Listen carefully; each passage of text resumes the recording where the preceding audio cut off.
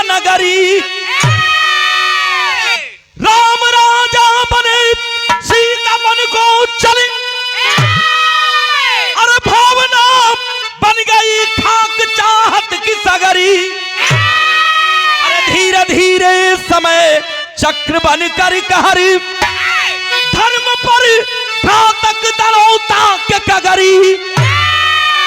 अरे वंश का हंस मकरंद पावक समाम, अरे हुआ पीर जुल्मी मंदोदरी के अचरी।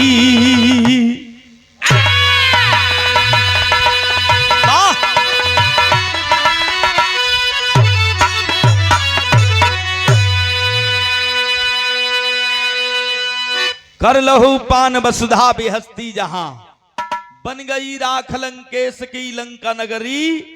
राम राजा बने सीता बन को चली, भावना बन गई खाक चाहत की सगरी। जब रावण का अंत काल हुआ तो प्रमाण मिला बाबूजी, उस समय मंदोदरी गर्भवती रही। 9 महीना 10 दिन के बाद पुत्र रत्न की प्राप्ति होती है। आया है अचरा में बिटवा के पाए के मंदोदरी माई हो बड़ी खुशबा।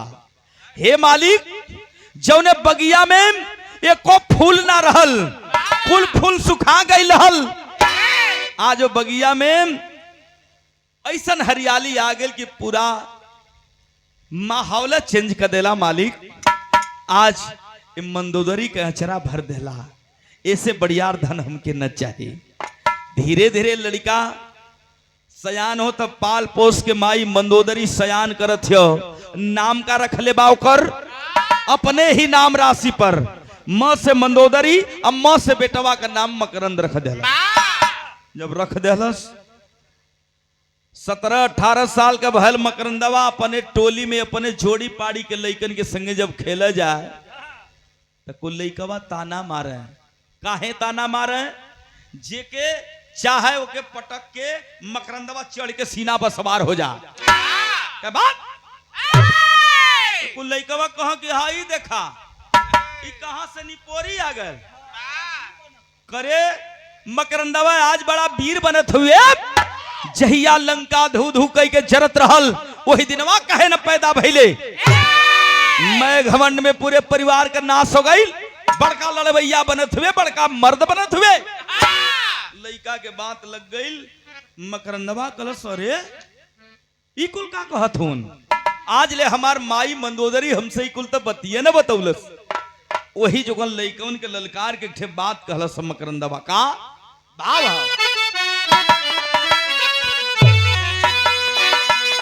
वाह।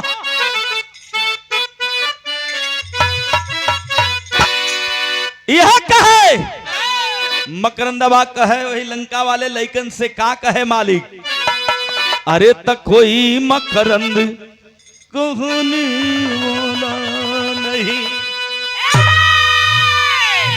अरे काल भी महाकाल के भी झुका ना देली तो हमार नाम मकरंद ना कि अरे काल भी अरे झुक जाए समर में, अरे कोई पंचा मिलाने वाला नहीं रे, कोई मकरंद कहाने वाला नहीं।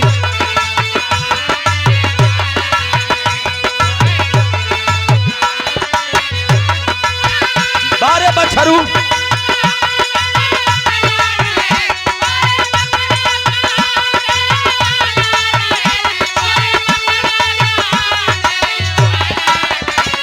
कोई मकरंद कहाने वाला नहीं।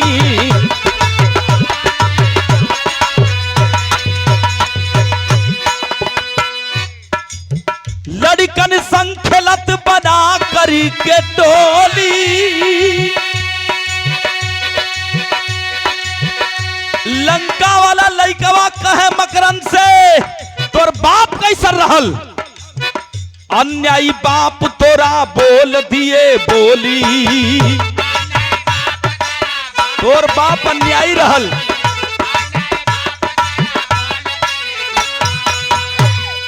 कि अरे छोटा सा अरे एक पान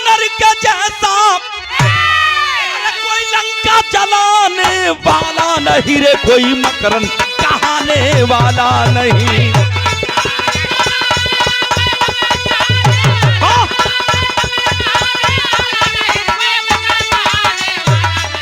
हाँ।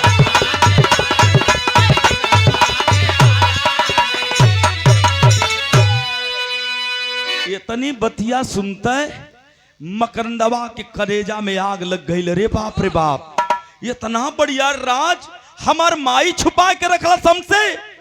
हमार माई ठीक नहीं कैलस, भागल लंका वाले जंगल से भागल भागल मंदोदरी माई के पास पहुंचल ह, रोवे लगल माई के सामने। हिचक हिचक के जब रोवे लगल, मंदोदरी माई अपने बेटवा के आंख में आंसू देख के खड़ी हो गई। अचरा से अपने बेटवा मकरंद के आंस पोछे लगल। कलस बेटवा के ताना मार दलस, क्या तो के मरलस रे? तोर माई अभी जिंदा है रे बेटवा, तोर माई जिंदा है। ए माई केहू मरलस न गरियोलस, बात का बाण लगल है करेजा में। अगर गोली लगल हो तो भाला लगल हो, तीर लगल हो तो सही नहीं, लेकिन बात का बाण लगल है करेजा में, माई बर्दाश्त ना होता। माई मंदोदरी करो बेटवा बतिया तो बताओ का बात है? तो कहलस माई पहले ही बताओ कि लंका कैसे नाश भयल, कैसे लंका जरल। हमार पिताजी तीनों लोक का प्रकांड विद्वान रहलन, उनके जैसा कोई सूरवीर नहीं था। कैसे मारल गए माई तनी बताओ। माई खड़ी हो बैठ गई हाथ जोड़ के अपने बेटवा के सामने। कल बेटवा मत पूछ, बुताई लाग के मत उघार लाल, तू हमार दोनों अखिया का पुतरी हुआ, हमार ज्योति हुआ लाल। ऐसन बात मत पूछ, जायदा कुल जौन रहल जे जैसन कैलस वैसन पौलस बेटा। तोके देख के हम अपन जीवन काट ले, हमार बुढ़ाई तू पार लगा दी हा बेटवा। लेकिन हट कर दिया वह लड़का, कहा नहीं माँ, आज बताना पड़ेगा कि लंका कैसे विध्वंस हुआ। माँ बेटे के सामने लाचार हो गई। जब लाचार हो जाती है तो कहना है बाबू, प्रमाण मिलता है कि 3 गो हट बड़ा खतरनाक होला। एगो राज हट, एगो तिरिया हट, एगो बाल हट। बाल हट कर दिया वह लड़का, मां नहीं बताओगी, कहीं अनमुख चल जाई माई, हम फिर एक घरवा कब्बो न आई। माई डरा गई। माई मंदोदरी बताओ थे नजम के भाव हम मालिक कैसे।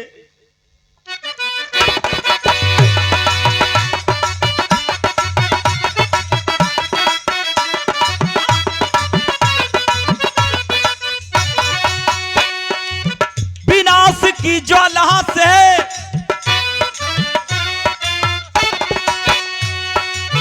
विनाश की ज्वाला से मंदोदरी उदासी थी, धूल में मिल गई खुशबू चमन की राखी थी।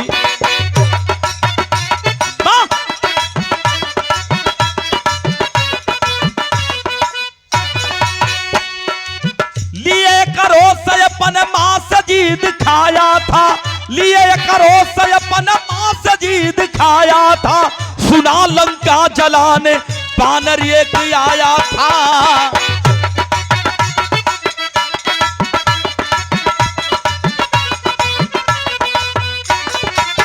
मिट गए कोटिनों सिया के कारण धनवंता, मिट गए कोटिनों सिया के कारण धनवंता, वही था रामादल में वीर बलि हनुमंता।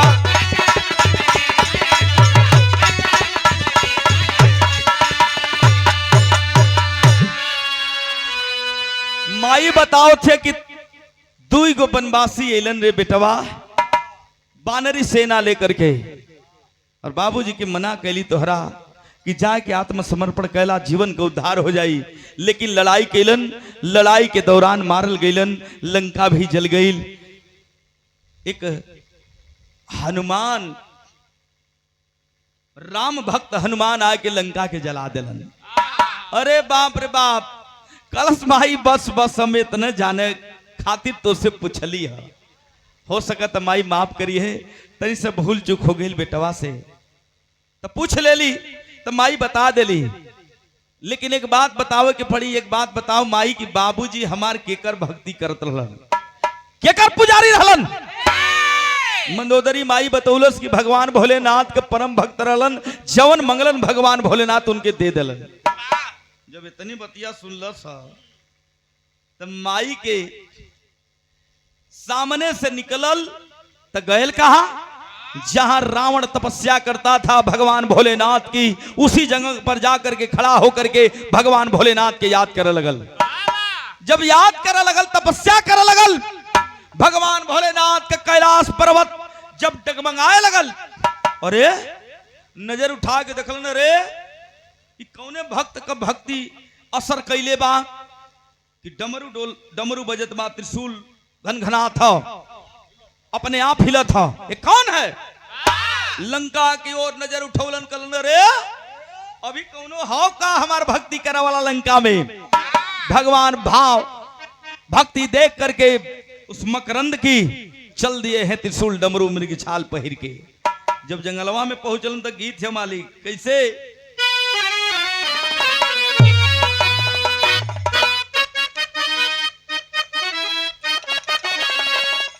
ओहो स्वर्गीय रामदेव गुरु जी एक गीत के बड़ा मचल के गाँव है। कोनो दुल्ही अपने परदेसी सैया का रात के भोररिया में सपना देखत रहल। सपना का देखत रहल डब्बू भाई कि हमारे बलम परदेसिया घरे आवत रहे ट्रेन पकड़ के मऊ स्टेशन उतर के कहा पिरुआ। जब वो कर खिया खोलल दुल्हनिया का तल्ला जा गई कहत रहल का कहलस मालिक कि हम प्रीतिया हो हम प्रीतिया तो हम प्रीतिया करतियूं जुनली कि जिंदगी जवालू होई गवा।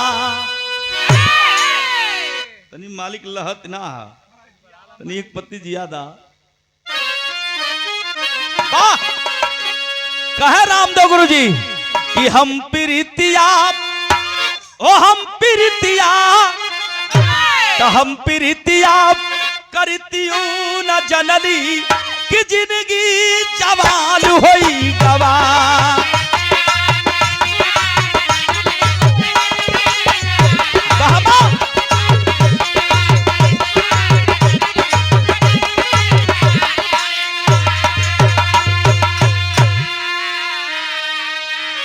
अरे हम प्रीतिया करतियो न जनली अरे मोर जिंदगी जवाल होई गवू। तो बंद अखियन हो बंद अखियन तो बंद अखियन में दुल्हा के पवलस त दुल्ही निहाल होई गवा। सही है मालिक लेकिन ई त गीत रहल। भगवान भोलेनाथ पहुंचलन कहन के हे बेटवा खिया के खोल तोरे सामने त्रिलोकीनाथ खड़ा हो मांग ले जो मांगना है। अखिया खोल के खाली भगवान भोलेनाथ भोलेनाथ कैले हो। भगवान कहलन एक बार बोलौलन दो बार तीन बार चौथ की बार डांट के कहलन लड़का हमारे पास टाइम वाइम ना है जवन मांगे को मांग ले हम तोरे भक्ति पर बहुत प्रसन्न हई। तो ओकर अखिया खुलल मकरंदवा के देखलस तो बड़ा तेज हंसल। भगवान कहलन कि अरे हम भक्ति पे करे प्रसन्न हो के अइबो कैली आई हमारी पर हंसत कैसन है। भगवान कहलन काहे हंस रहे हो बेटा? कहलस कि हम पहचानत नाही तू के हुआ। भगवान कहलन जेके याद के लिए वह हिला रहे अरे हम भोलेनाथ है तीनों लोक का मालिक। मकरंदवा कलश विश्वास ना हो तो प्रभु भगवान कलन मतलब कलश मकरंदवा मतलब यह जेकरे अंग पर वस्त्र ना वो हमें देही का जे खुदा भिखमंगा में ही लगत हो उसे हम मांगी का। भगवान भोलेनाथ हंसा लगलन कलन हम ही छड़े रुष्टा छड़े चुष्टा चुष्टा चुष्टा छड़े छड़े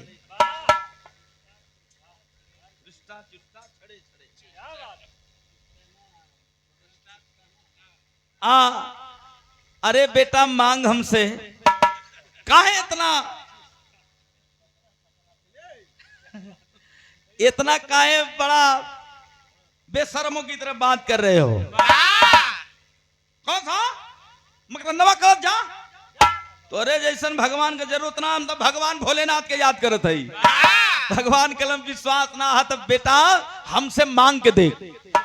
मकरंदवा कल 3 वचन देबा, अगर 3 वचन देबा 3 थे वरदान हम मांगब। भगवान कलन मांग ले बेटा 3 वचन तुमको दिया। का मांगल चाहते मांग ले तो कहत हो का।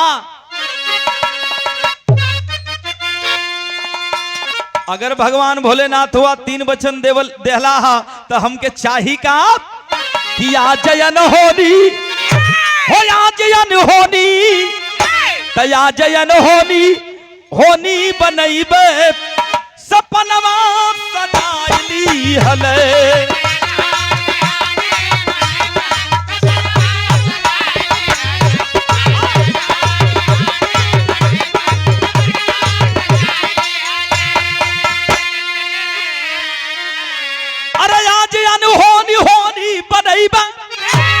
सपनवा सजायली हल तो भोलेनाथ के ओ डमरूनाथ के भोलेनाथ के बचन में अझुरवल सपनवा सजायली हल।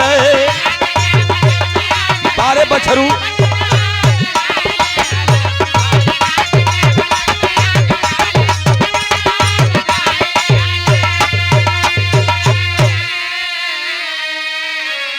हे प्रभु 3 वचन दिलवा, पहिल की वचन हम मांगत हिला, हमके वरदान स्वरूप दे दिया प्रभु।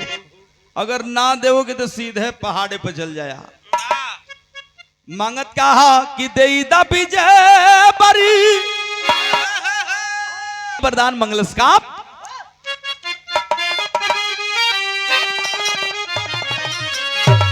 कि देईदा विजय बरी स्वामी मंगनियो दूसर का।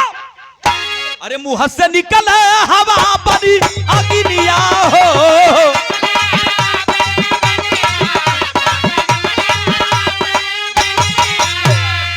तो धरती अंबर तक ओ धरती अंबर तक, धरती अंबर तक सबके नचैबे बचन में फसाइली हले।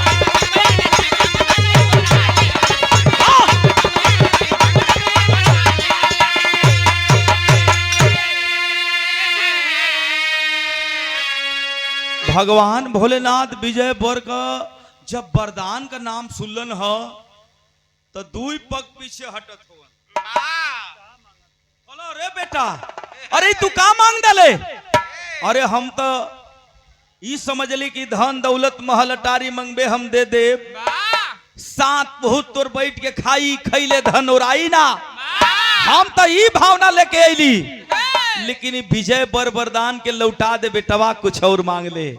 तब हंस लगल मकरंदवा, कहली ना कि जौन मांगब तौन देबा, वचन देले हुआ 3 गो तो हमके चाही तो भगवान लाचार हवन कि झूठा लोग कहिए हमके वरदान ना दे। भगवान कहलन जाओ ऐसा ही होगा बेटा, लेकिन एक ठे वरदान एक ठे मंत्र हो, ये मंत्र के जब लेवा एक दिल में उतरबा तब ही 3 वरदान काम आई। मकरंदवा कहलत भगवान जल्दी बतावा तोहर मंत्र का हो। कहलन कि ओम नमः शिवाय, ओम नमः शिवाय के जाप करत रहबा, धर्म का रक्षा करबा, तोहार कोई बाल बाका न कपाई। गरीब दुखिया सबकर सहायता करबा, तोहार जय जयकार होई। अगर अधर्मी बन जाई बाप तो तोहार विनाश होई। लेकिन ध्यान रहे बेटा, ओम नमः शिवाय का जाप कबऊ मत भुलाया। ना ना ना प्रभु कबऊ ना भुलाई, ये तो जिंदगी भर याद रही। काहे से कि विजय बर का वरदान हो, हमार तक कुछ चाहत और बा। भगवान वरदान दे करके चल गईलन तो मकरंदवा सोचा था कि झूठे वरदानवा दिलवा की साचो देहले बाड़े। तनी मुहवा से जौन अग्निया निकले, अरे मुहवा से जौन हवा निकले अग्नि के समान निकले, तनी देखी ओम नमः शिवाय कह के तनी हरियर पेड़ के जराई देखी जरेला। ओम नमः शिवाय कह के टेस्ट करत ह, ओम नमः शिवाय, ओम नमः शिवाय। अब फूकला से जोर से अब मकरंद लौकत है फूका था कलश ओम नमः शिवाय हरियर पेड़ 1 मिनट में जर के भस्म हो जा फूकत कैसे हाँ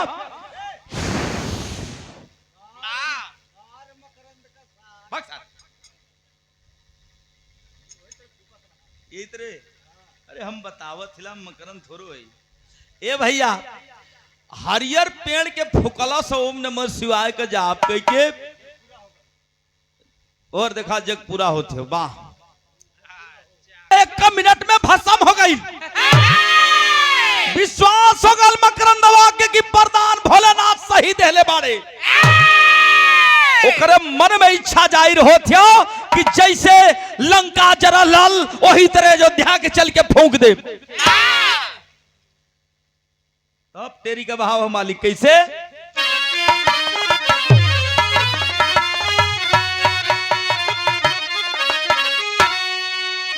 अरे जीवन का बाती तेल भी नहीं जली किया ये है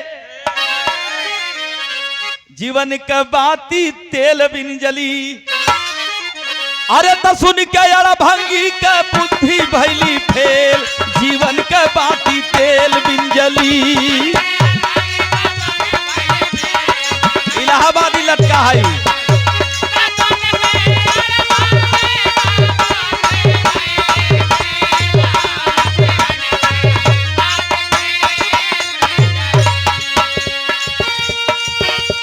देरी के बाद स्वर्गीय बिरहा सम्राट बुल्लू गुरु का है कमलेश भाई मुलायम भाई का है अरे जी अजनी नो सुनो हमारी गुजरियो अब ही तो गोरी तोरी बारी रे उमरिया ओ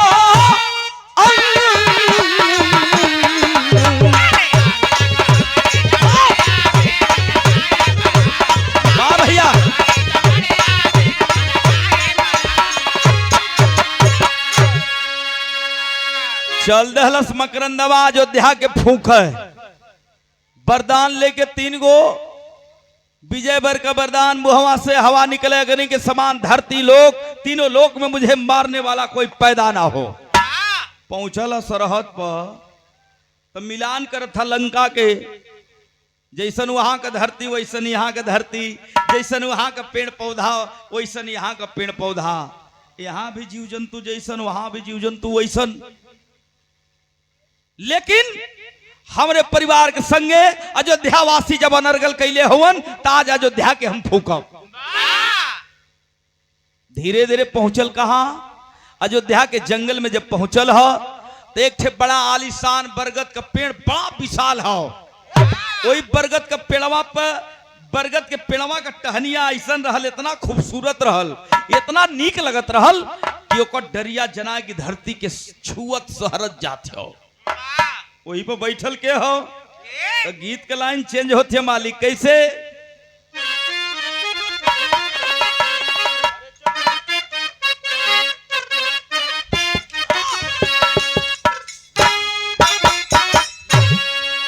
ये देखा पुरानियन दादा लोगन का हो कबो पुरान ना भइल न होई कैसे कि अरे जवन मजायाम के चटनिया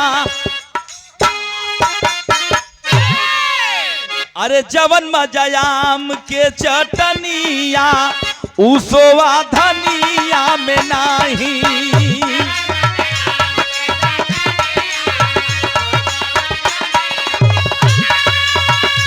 बारे बछरू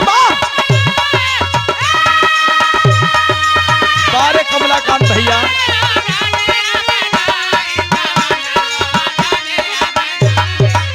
जवन मजा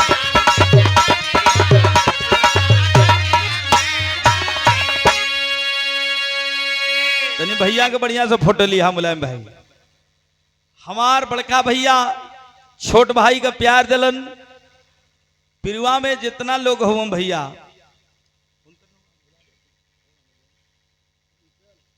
कि जवन मजा आम की चटनिया उसवा धनिया में नाही ये पंचो जवन मा जायाम के चटनिया अरे उसवा धनिया में नहीं ए दादा उसवा धनिया में नाही अरे जवन मजराम के भजनिया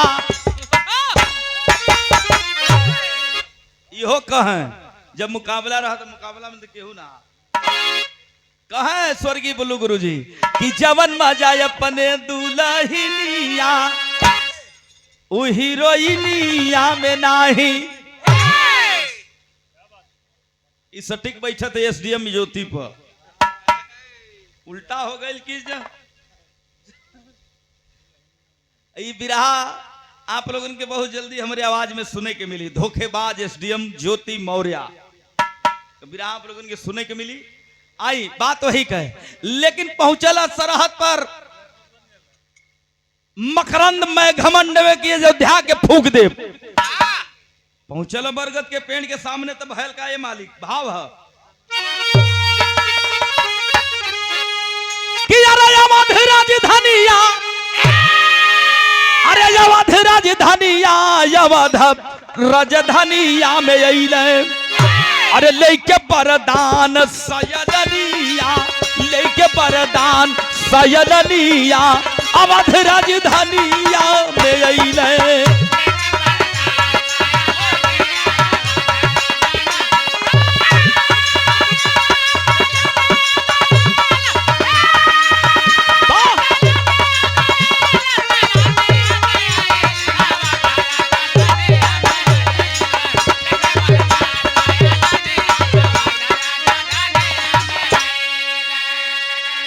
देखा जग पूरा हो गया आप लोगों से राम भजन बासपुर भैया आपके द्वारा बिरहा कई लोग बहुत प्रेमी हो बहुत रुपए का आशीर्वाद भैया के बहुत बहुत चौड़म प्रणाम बा नमन बा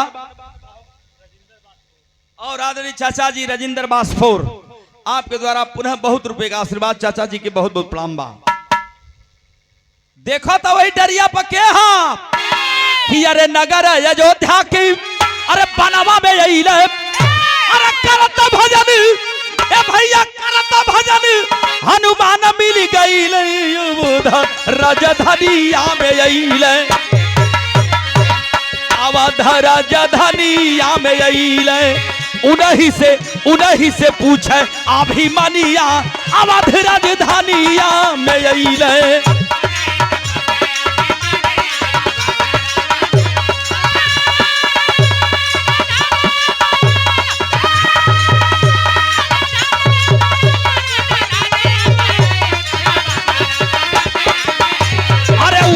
से पूछा अभिमनिया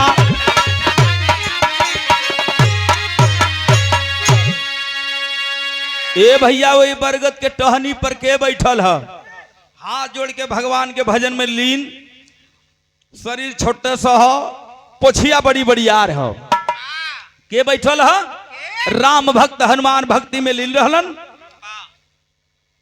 और रस्तवा छेक के शरीर छोटी सा पोछिया 15-20 फीट का हो इतने बरगद का पेड़ है बगलिया में रास्ता है जाए बदे वही रास्तावा के छेक के वो हनुमान जी बैठ के वही बरगद के पेड़ पर भजन करत होन मकरंदवा देखा था बगल बगल देखा था अरे ये कौन जनावर है छोटा सा शरीर है एक पोछिया बड़ी बड़ी यार है ये रास्तावा का छेक के बैठल हो रहा तो हमारे कानी मुरी का खेल है उठा के पटक के लुका के फेंक दे आसमान में की गल पास में पोछिया उठा के फेंक के तैयारी करत कि सरवा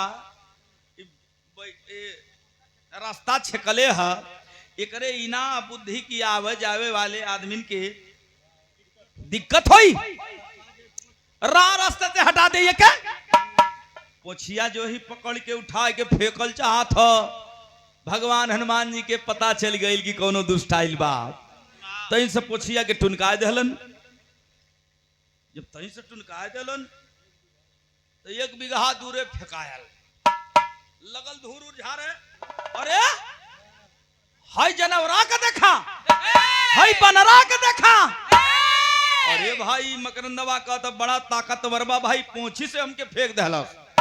पास में आल कलश है, तुम कौन हो? ए अनर बानर फानर का जात, तुम कौन हो? हनुमान जी सोचत हूं कि अरे साला ये कौन दुष्ट है, जहां अयोध्या नगर में एक घाट पर बाघ बकरी, एक घाट पर पानी पियल, दुष्ट कहां से लड़का आ गल? मकरंदबा कहलस की उतर उतर नीचे। खड़ खड़ खड़ खड़ वही बरगद के पेड़ से हनुमान जी उतरलन ह। कलन की काहे नाप सनाप बोलत हुए रे, तोर घर कहाँ है? कहां से आइल बाड़े? तोर परिचय का है? मकरंदवा ये गाले पर हाथ दे के सोचत था कि ए भाई ये बनरा आदमी में ही बोलबो करने कहा सो अयोध्या में, तनी अपन परिचय बतावा, तू के हुआ? हनुमान जी हंस के कहलन कि अरे दुष्ट बालक, मेरा नाम पूछना चाहते हो तो मेरा नाम है राम भक्त हनुमान, मुझे लोग प्यार से कहते हैं राम भक्त हनुमान। अरे हरे हरे हरे, अरे वो है हनुमान, लंकवा तो ही जरूर ले रहा। कलन को हनुमान जी कलन कोई सा लंकापति रावण घमंड में आल तो अपन ताकत तनी सम देखवई के न पड़ी हमके, लंकावा जरा देली। कलस बस बस तो ही के हम खोजता है। हनुमान जी कल हमार तो परिचय सुन ले बेटा, लेकिन ए बालक, दुष्ट बालक अपना परिचय दे। कलश की जौने लंकवा के फुकले रहला वही लंका से चल के हम आल हिला, मंदोदरी माई का बेटवा, हमार नाम मकरंद। जैसे लंकवा के तू फुकले रहला वो इतने चोरे अयोध्या के अकेले फूके आले। तू तो बानरी सेना लेके गलला, लेकिन हम अकेला आल हिला। जे तोहर बड़का हो खो के बोलाला, अब अजमाई सोई जोर कहे कि के कितना पानी में है। यार हनुमान जी कलन की हई देखा, हई पोरी का देखा, साला जे आया लड़ल ना सामने, काली का लवंडी बड़ा बोला था पिट पिट पिट पिट, उठा ललन गदा कलम मारब पता लोग चल जेबे। यारो मकरंदवा कलम तू गदा मरवा तो हम तो से कम हई। ओम नमः शिवाय का जाप कह के हाथ में गदा मंगा लेलस, वो चढ़ाई कैलस। कलश मरला एक को गदा तो मारा 20 गदा चढ़ाई कदल। हनुमान जी गुस्सा में लाल की हई देखा, हम एक बात बोला थी, साला 20 बात बोला था। जहर का पुड़िया तो देखा, जहर के पुड़िया वाली गीतियों लग गई मालिक। कैसे?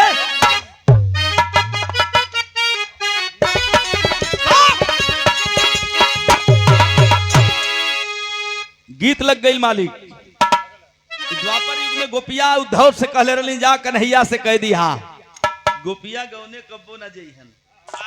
जबले वो मनमोहन रसिया ना आई हन, गोपिया गौने ना जइहन। कमलेश भाई का कहले रही गोपिया कि यार हम गवाना नहीं जो,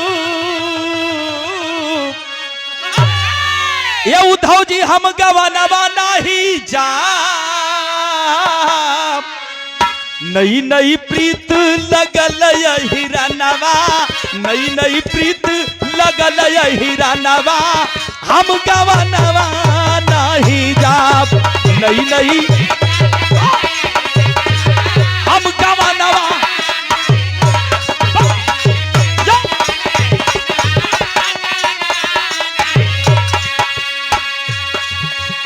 लेकिन भाव है कमलाकांत भैया, दूरों ओर से गदा चढ़ाई हो गई। तब पीछे रण मैदानवाना, पीछे रण मैदानवाना, कपी का भैला लाल नयनवा, पीछे रण मैदानवाना।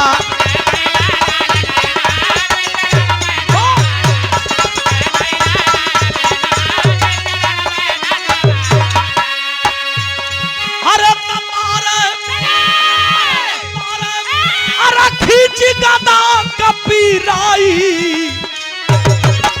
उल्टा गिरे पछाड़ा खाई, उल्टा गिरे पछाड़ा खाई, उठा के पटका पीर ललनवा, पीछे रण में दनवाना।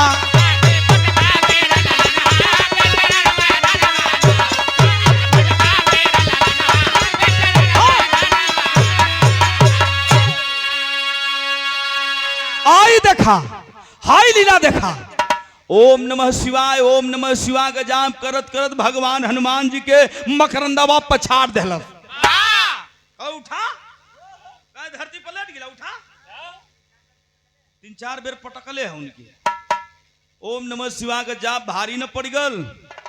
हनुमान जी सोच गिलन कि अरे बाप रे बाप, ये करी में का दम बा, दमिया तो वरदान में बा। और भंगी भोलेनाथ कई करदानी पगला हो देले वही वरदान, तो हम तब एकरे आगे 20 न पर पाई। ओम नमः शिवाय का जाप मकरंद करे तो जय श्री राम का जाप हनुमान जी करे। ओम नमः शिवाय का जाप भारी पड़ गल। धरती पर लेटल हवन, कलश मकरंदवा कलश 2-4 गदा सिनेमा पर हईक दिखा, ठनवा ढील हो जाए। ए भैया देखा हुआ है, हनुमान जी कहलन ना, रुक जाओ बच्चे, मैं समझ गया, बुढ़ाई है तो हर जवानी है। धैलस पोंछ मकरंदवा लगल खींचे, कहा ले गल? कोई मोटका बरगद का पेड़ के सामने ले गल। कलश है हनुमान जी, जितना पोछिया तोहार लंका में बढ़ल रहल उतने यहू जोन बढ़ावा। कलश ओम नमः शिवाय, ओम नमः शिवाय। बढ़े मालिक, बढ़ा दिलन। 3-4 फेरा वही ओम नमः शिवाय, ओम नमः शिवाय के जाप करत करत 4 फेरा हनुमान जी के पोछिया वही उन्हीं के पोछिया में बांध दिलस। उनके बांध दिलस। ए में परल रहा, माई हमके कुछ खाऊ के दिले रहल, लेकिन खैली वैली ना, भुजलो चनवा भेवलो हला जवन मन करे तवन। हनुमान जी तो एकदम गुस्सा में लालो हवन, वरदान के आगे हैरानो हवन। हाँ ए भैया, गुप्तचरी बतिया देखत रहल कि अरे कपारे पर हाथ दे के रोवे लगल कि अरे बाप रे बाप, ये हनुमान जी के हाई काली का ललिका आई के बांध दलस, ये तो मारा वाला हा। लगा था हनुमान जी का जान न बची। त्राहिमाम करता हुआ राज दरबार में जब पहुंचा है, बगल में भ्राता लखन बैठे हैं, सिंहासन पर प्रभु मर्यादा पुरुषोत्तम राम जी बैठे हैं। क्या बात है गुप्तचर, क्यों रो रहे हो? हे प्रभु आप ना चलबा, हनुमान जी का जान ना बची। भगवान कलन खोल के बताओ। सारी बात बताया है गुप्तचर। जब बतिया सुनल लखन भैया गुस्साई रहलन, खड़ा हो गए धनुष बाण लेके भ्राता, हमको आदेश दीजिए मैं जाऊं। हंस करके भगवान कहे कि हे भ्राता, गुस्सा में घमंड में किसी काम का हल नहीं होता। जाओ, प्रेम से कोई भी आया है, दुष्टता किया, उसकी दुष्टता को मैं माफ किया, जाओ उसको समझाकर उसके वतन भेज देना। कहला का मतलब रथ पर सवार भइने लखन जी धनुष बाण लेहलन, अब भागल। वही जंगल में जब अइलन, देखला सब मकरंदवा की केहू आवत था। रथ बड़ा बेग में हो, बड़ा तेज रफ्तार में आके सामने रुकल, धूर उड़ल हो। 1 मिनट के बाद धूर उड़तन शांत भइल, चेहरा सबकर। हनुमान जी जब देखलन तो रोवे लगलन लखन भैया के देख के। लखन कलन की है, दुष्ट बालक तुम कौन हो? अरे जिनको तुम बांधे हो मामूली इंसान नहीं, वो देव हैं, देव। काला सांस के मकरंदवा, तू देव हो खा चाहे केहू हो खा, देवता होकर चाहे देव होकर, तू के हुआ? लखन कलन की परिचय क्यों पूछना चाहते हो? भाई का आदेश है, भगवान का आदेश है। मैं तुमसे झगड़ा करने नहीं आया, तुम्हें समझाने आया हूं कि जाओ अपने वतन चले जाओ। क्यों झगड़ा मोल ले रहे हो? क्या बात है, क्या तुम्हारा मंसूबा है? कॉलस की तू पहले अपन परिचय बतावा, के हुआ? लखन भैया कलन की हमें लोग प्यार से कहते हैं मर्यादा पुरुषोत्तम राम का छोटा भ्राता लखन। कॉलस की अरे हरे हरे हरे हरे हरे, अकेला इला तो सुना हमार बात। का कलश पहपट में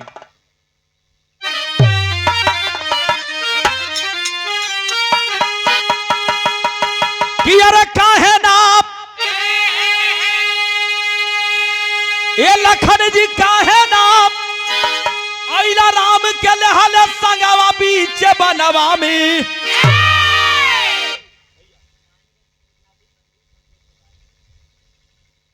स्वर्गीय माता जी का नाती होवन, संतोष भाई का छोट भाई संतोष चौहान जी, स्वर्गीय माता जी का नाती हो, इनकर नानी रहले।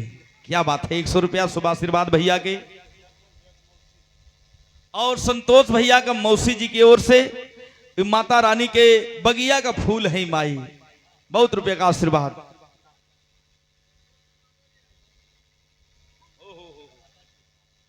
और हमारे संतोष भैया का माता जी स्वर्गीय एकमी देवी की बेटी प्रभावती देवी ने अपने माता की आत्मा की शांति के लिए तिरहवी करवाई है।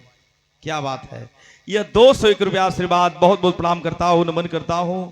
यही बदे चाहे बेटा हो चाहे बेटी, माई बाबू के असरा होला कि भले ना बेटवा देलन मालिक, लेकिन हमार बेटिया लोग हमार बेटवा समान हुवन। मिलजुल के आप लोग तिरही करिहा, ई माई का मंसूबा हो।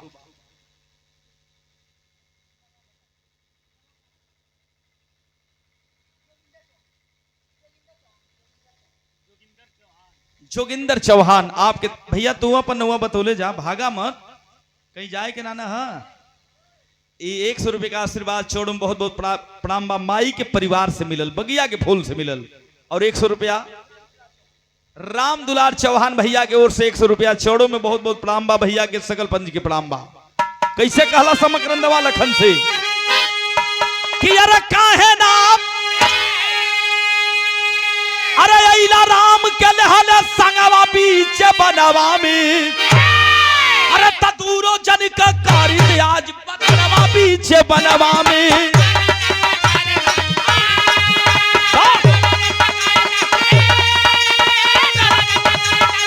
बार भैया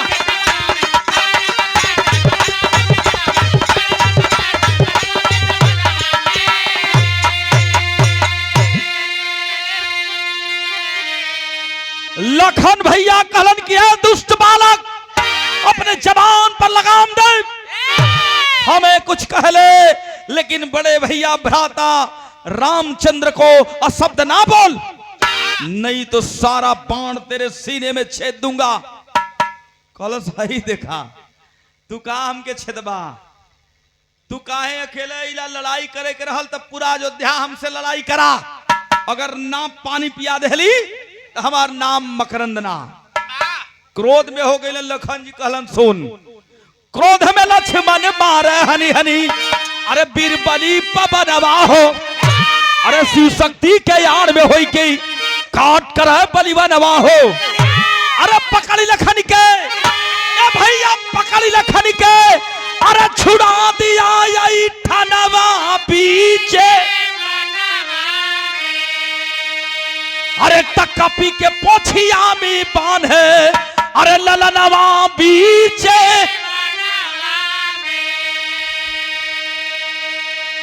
आज ओम नमः शिवाय के आड़ में होई के लखन के बाणों को खंड खंड में विभाजित कर दिया।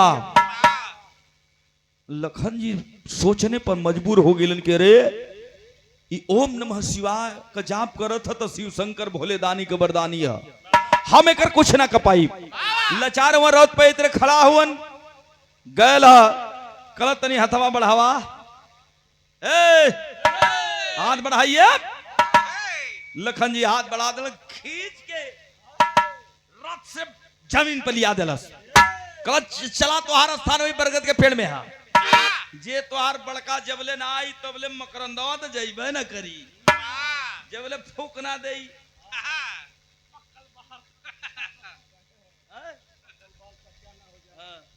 ए भैया लखन के ले जाए के प्रमाण मिला, बाबूजी के ले जाए के हनुमान जी के पोछिया में बांध दिलस।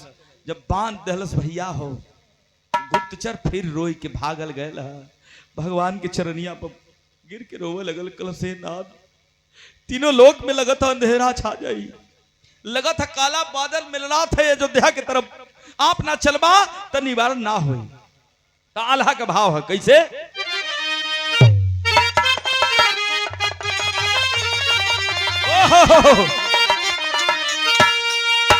ए भैया जब जब यागर दुनी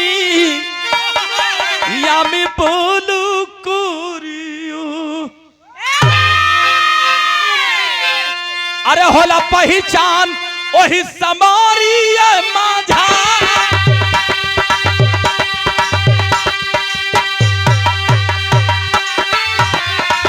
ओला पहचान वही समारी माझा।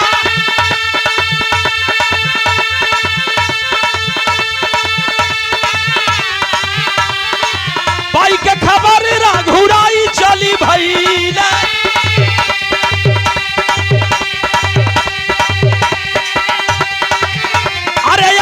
लगा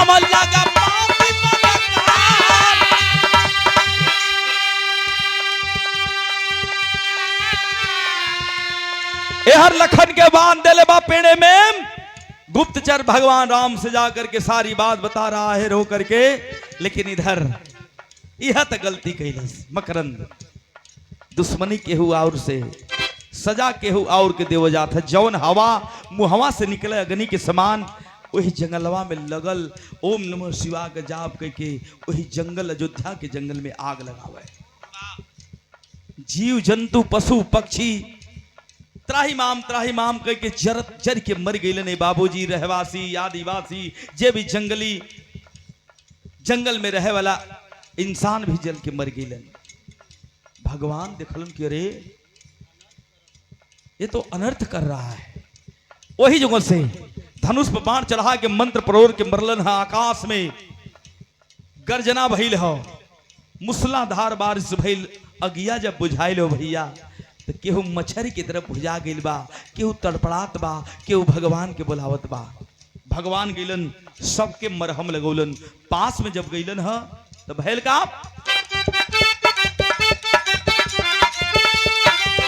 अरे भाई लंबे काला सब जंगल कलोगावा।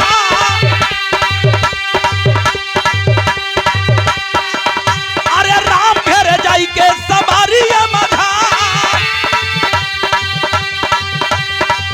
अरे पीछे समर में हाहाकार मची गई।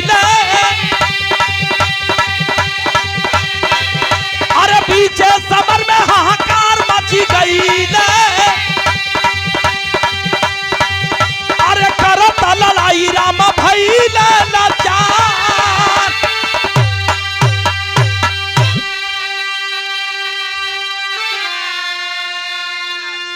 बिरहा की हमारे मेन कहानी है। ए भैया भगवान राम पहुंचे हैं, देखलन दृश्य तो देखते रह गए, आश्चर्यचकित हो गए। अरे अरे दुष्ट भैया तू काहे इतना अनर्गल काम करत हुआ, काहे दुष्टता पर लात धले हुआ। हमरे से का दुश्मनी रहल, अगर हमसे दुश्मनी रहल तो हमके सजा देता। काहे बदे जंगल में रहे वाला पशु पक्षी के मार देला, ये ठीक नहीं कैला। अब देखा भाई हंसत हो पापी मकरंद कहा कि अरे आप कौन हो। भगवान कहे मुझे लोग मर्यादा पुरुषोत्तम राम चंद्र के नाम से जानते हैं। कलश की देर अइला लेकिन दुरुस्त अइला। मकरंदवा कलश देर अइला दुरुस्त अइला। तो चढ़ाई कैला लंका पर, तो लंका के जरा देला, हमारे सुरवीरन के मार देला, हमारे पिताजी की भी मार देला। तो हम कसम खैले हिला भगवान भोलेनाथ के हम वरदानी हिला। भगवान भोलेनाथ के वरदान के लेके आ तोहरे अयोध्या के फूकया लीला संगवा तोहनो लोग के फूक दे। भगवान कलन किए भैया अयोध्या के मत फूका, हम ही के फूक दा, छोड़ा जायदा। दुश्मनी हमसे है तो सजा हमके मिले के चाहिए। ए भैया नहीं माना, कहा कि चिकनी चुपड़ी बात मत करिए, रामचंद्र जी लड़ाई करिए हमसे। अगर लड़ाई में पार होते हैं तो आपकी विजय होगी, अगर मैं जीता तो मेरी विजय होगी। लड़ाई होखे लगल। ओम नमः शिवाय के आड़ से भगवान रामचंद्र को भी पछाड़ दिया पापी मकरंद। जब पछाड़ दिल सो भैया भगवान अंतर्यामी भोलेनाथ के याद केलन के हे भगवान तोहार करदानी है, तोहार बरदानी है, अगर निवारण ना करवा तो तीनों लोक में त्राहिमाम मच जाई। भगवान भोलेनाथ डमरू बजाओ सामने खड़ा भइलन, दोनों ओर से प्रणाम स्वीकार भयल। रामचंद्र जी कहे कि हे भगवान तोहार बरदानी है। एक बार एक भक्त के और वरदान दिले रहा, बताई भगवान कलन का हमके लज्जित करला भाई लोग। कलन भस्मासुर के वरदान दिले रहा कि जाओ जिसके सर पर हाथ रख दोगे वो भस्म हो जाएगा। वो तीनों लोक में नजर दौड़ावे लगल भस्मासुर कि सबसे नीक केकर मेहरारू है। तो जानत हुआ प्रभु तोहरे पार्वती जी के माता पार्वती जी पर जब नजर गई तो कहलस तीनों लोक में पार्वती जैसन सुंदर नारी कोई नहीं है। तोहार वरदान देहल तोही के लगल पोखियावे जल्दी हलस चहे तब भगला तीनों लोक में केहू बचावा वाला ना मिलल। तब विष्णु ऐस रहल, भगवान विष्णु जी ऐस रहल कि मोहनी का रूप बनाए के जब नाच न चलन है वही में बहक के कपड़ा बहथवा धैलस भस्मासुर तो भस्म हो गए। और विष्णु भगवान ना होता तो तोहार पता होता ना चलत। ये भगवान तो तोहार वरदानी है निवारण तोहके करे के बा। भगवान कहलन भोलेनाथ कहलन हम तो वरदान देली ये राम कि धर्म की रक्षा करना, गरीब मजदूर मजलूम की सहायता करना, लेकिन ये तो ठीक उल्टा कर रहा है। हे राम अपने माई मंदोदरी की जान से बढ़ के मानेला, अगर हो सके टाइम बहुत कम है, ओम नमः शिवाय का जाप अगर यह भूलेगा तभी मारा जाएगा। माया की मंदोदरी बना लीजिए और धनुष पर बाण चढ़ा करके माया की मंदोदरी के सीने में बाण मारिए। हो सके भूल जाए मंत्र को। माया का मंदोदरी भगवान रामचंद्र जी बनौलन है। मकरंदवा धनुष बाण फेंक के देखलस कि हमार माई आवत है। कहलस माई, अरे हे माई, अरे तू का करत चली अयलू यहाँ? हम तो अयोध्या बदेम इन्हन लोग बदे अकेला काफी रहली।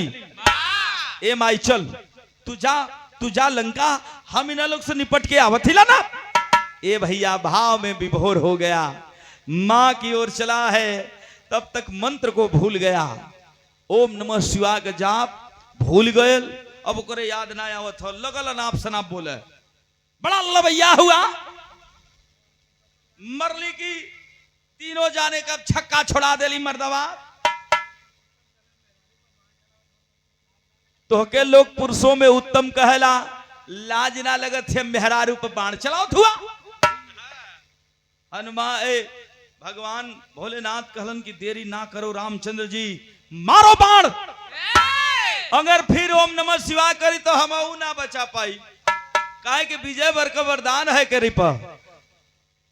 भगवान राम धनुष पर बाण चढ़ा के मल्लन सीना में लगल है, धरती पर गिरल है तो चिड़िया चुरमुन चहक लगलन। इंद्रासन से देवराज इंद्र फूलों की बरसात करने लगे। काहे से? कमलेश भैया सबसे पहले चरके तो इंद्र का, ई सब जब वरदान लेलन तो इंद्रासन से हड़पैल। अब अयोध्या के ही रहा हमारी पर नंबर रहा, पुष्पों की बरसात करते हैं। भगवान रामचंद्र जी जाके बान्हल पेड़ से हनुमान जी के लखन के छुड़ौलन है। जब छुटलन है दोनों जाने तो अपने यशोन के धारा से भगवान के चरनिया धोत रहलन, गले लगाए। भगवान कहे कि हे हनुमान जी, जहां राम वहां हनुमान। हनुमान जी रोवे लगलन, कल हे प्रभु आप नहीं होते तो हमारा क्या होता। एक बार हमरा के घमंड भइलल हो नाथ, जहिया लंका पर विजय प्राप्त के तू अयोध्या आवत रहला, रस्तवा में मुहूर्त बीतत रहल। काशी जाए बदे आप कहला कि काशी मैं चलूंगा, स्नान करूंगा और भोलेनाथ का दर्शन करूंगा। मुहूर्त बीत गई, रस्तवा में हो प्रभु भगवान का शिव भगवान का शिव मंदिर मिलल। मंदिर के बगल में सरोवर मिलल हो नाथ। सरोवर में गईला, स्नान कैला, फूल माला लेहला, गईला भगवान भोलेनाथ के मंदिरवा में भगवान का पूजा करे। तो हमके आदेश देहला कि हे हनुमान, लेट होता पूजा में, हमार मुनरिया गिर गई है, वही सरोवर में तनी मुनरिया के निकाल के लेके आवा। हे भगवान वही दिन हमके घमंड हो गई कि भगवान हमके छोटे छोटे काम अढ़ाई देलन। धौलागिर पहाड़ के उठौली, सीता मैया का पता सा समुंदर पार के लगौली, हमके सिकन ना भइल। भगवानों का ही दिमाग देखा, हमके छोटे छोटे काम अढ़ाई देलन, हमके नौकर समझेलन। हे प्रभु जब मुनरिया निकाले गई हो नाथ, मुनरिया के जब पकड़े जाई तो पता लोग भागत रहल। प्रमाण मिलल हो प्रभु। अंत तो गत्वा वह मुनरी जाकर के पता लोक में एक ठे घड़ा रहल, वो घड़वा में समा गई। जब घड़ा में समा गई हो प्रभु, लाचार हो गई, हमके पानी में पसीना होखे लगल, ई महसूस होत रहल कि हमार प्राण पखेर उड़ जाई हो पता लोक में।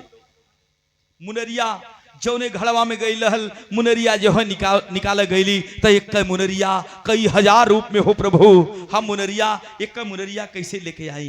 जब तुहार नाम ले ली पतालपुरी में, तो ये दास कहे हनुमान का जान बचल। कलेजे से लगाते हैं भगवान, कहे कि चलिए अयोध्या की तरफ। तब भाव कैसे?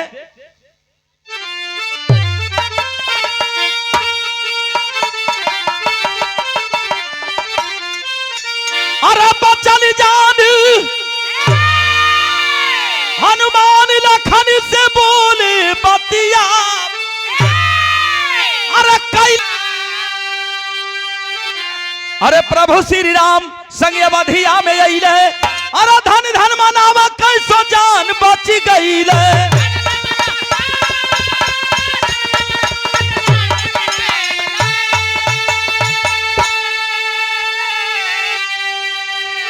अरे जिंदगी भर भुलाई ना संकट के रतिया, कैलाश हमहन का दुर्गतिया, अकेले पपिया। आखिरकार भगवान चले अयोध्या की तरफ। ती कहानी रहल। अंतिम भाव, गुरु बिहारी गुरु गणेश गुरु धन्य हरि की माया, विमल चंद्रिका प्यारे लाल, कहीं धूप कहीं छाया। अरे जीवन का बाती तेल बिन जली, परमद नंदलाल ना जंग सभी का खेल, जीवन का बाती तेल बिन जली।